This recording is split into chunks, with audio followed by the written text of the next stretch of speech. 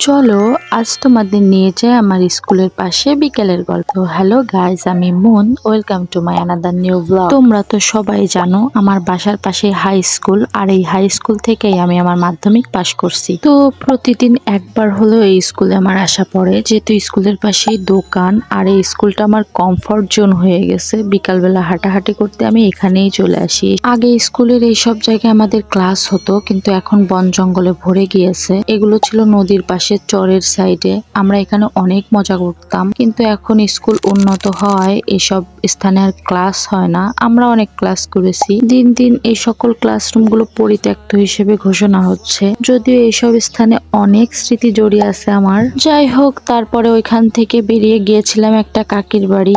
কাকি অনেক ধরনের ফুল গাছ লাগায় এবং তার বাসায় অনেক ধরনের ফুল গাছ আছে। আমি কিছু গাছের খোঁজে গিয়েছিলাম, তারপর দুজনে বাড়ির উদ্দেশ্যে রওনা হলাম। আমার বাচ্চার জন্য সবাই দোয়া করবেন, আমার বাচ্চাকে নিয়ে যেন আমি ভালো থাকি। এদিকে আকাশে মেঘ করছে। তো আজকের মতো টাটা।